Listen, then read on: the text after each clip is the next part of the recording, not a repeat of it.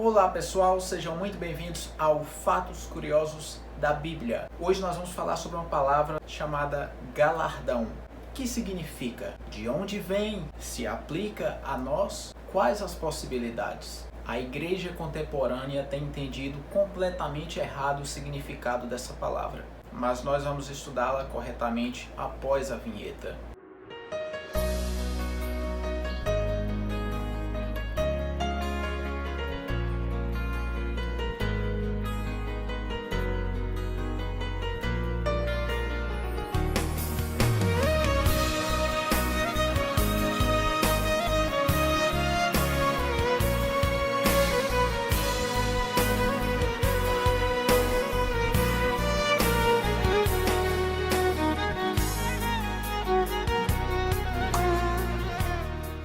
A palavra galardão no grego, mistos, significa prêmio, homenagem ou até mesmo uma recompensa que é dada a alguém devido a algum trabalho ou atividade desempenhada em prol de algo.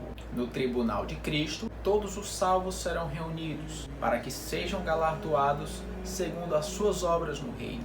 Infelizmente, a igreja contemporânea tem entendido o galardão com um olhar antropocêntrico, capitalista, monetário, mas não é isso que os evangelhos nos ensinam.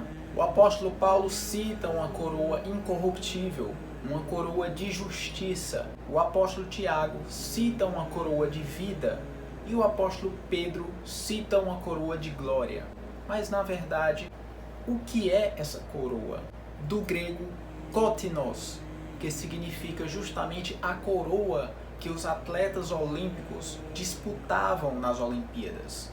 Essa que você está vendo agora.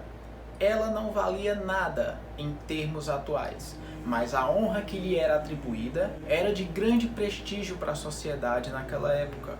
Então, possivelmente, os apóstolos estão querendo dizer que nós buscamos essa coroa incorruptível de justiça, de vida, de glória, que em si não possui valor, mas a sua essência possui um valor fundamental para a vida do cristão no próximo mundo.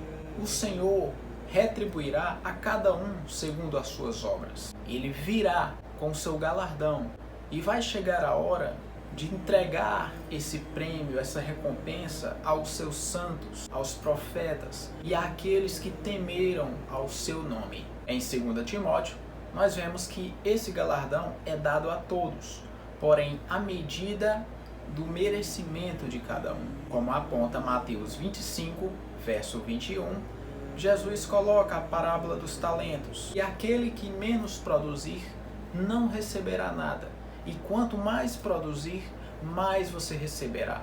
E no verso 30, aquele mau servo que não produzir frutos para o reino será lançado nas trevas exteriores.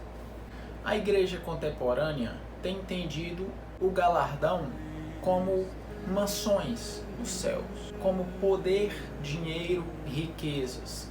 Só que não haverá nada disso lá.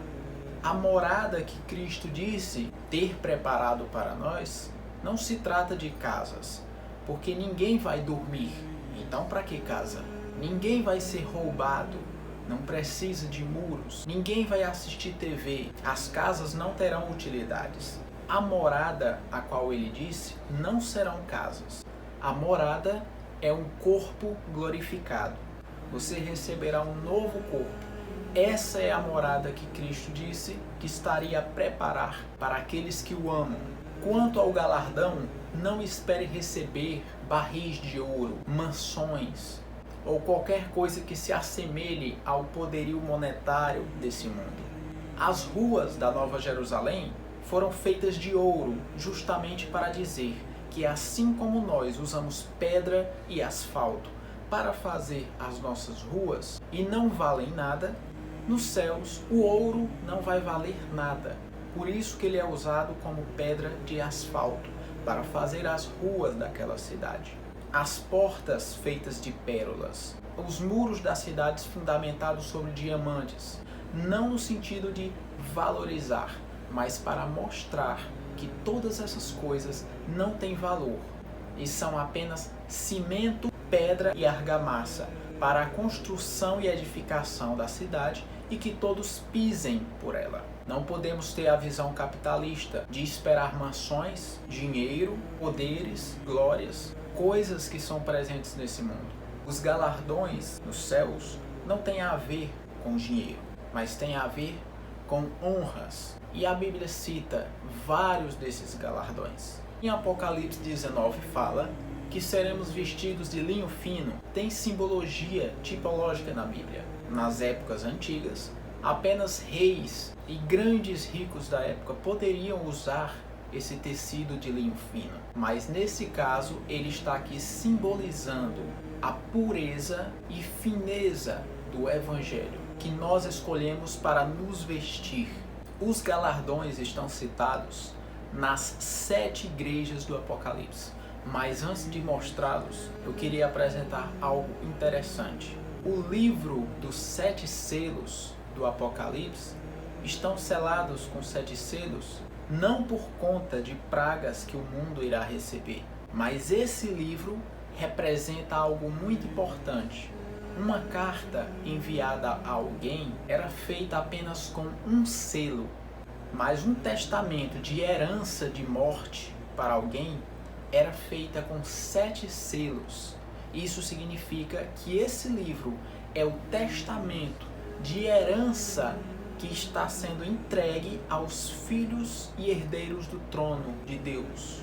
E o único digno a abrir esse testamento é Jesus. Nesse livro contém as nossas heranças. Por isso João se desespera quando ouviu que ninguém era digno de abrir esse livro. As 7 igrejas do Apocalipse representam a totalidade das igrejas de Cristo.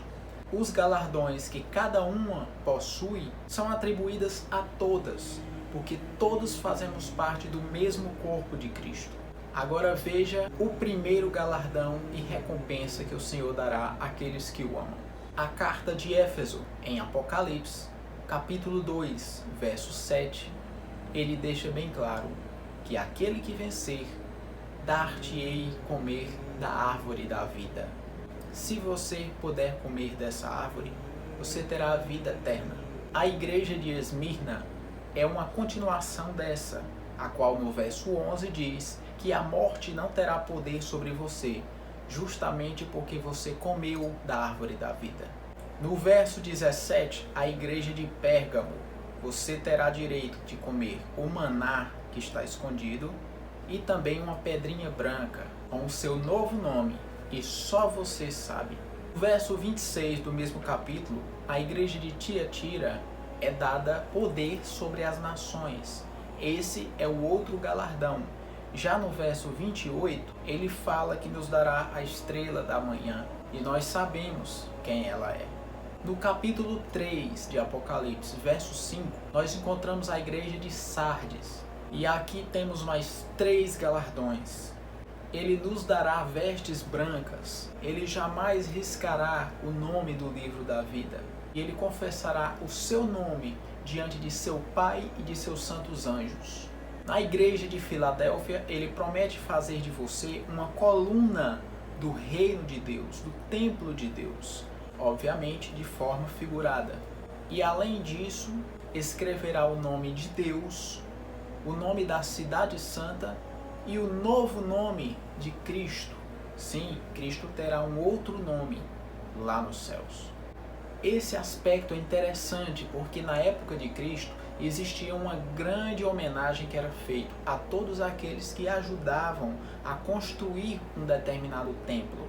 O nome deles era escrito na coluna como uma forma de homenagem perpétua, fazendo assim serem lembrados pelas gerações futuras. E no verso 21 do capítulo 3, ele dá o último galardão que o próprio Satanás ambiciou desde antes da criação e não conseguiu. E ele fará questão de nos dar esse galardão. O diabo, obviamente, vai ficar com muita inveja. Ele vai dar o direito de nos sentarmos no trono dele, algo que nem mesmo aquele querubim ungido pôde fazer. Sentar-se no trono do Criador do Universo é uma honra sem tamanho. Concluindo, podemos observar Lucas 6, verso 22 e 23.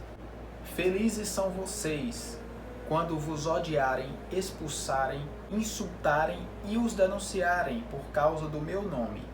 Alegrem-se quando isso acontecer, porque é grande a vossa recompensa nos céus. Foi dessa forma que vossos pais e os profetas foram tratados. Acredito que tenham entendido de forma simples o que é galardão. Espero que tenham entendido e nos veremos nos próximos vídeos.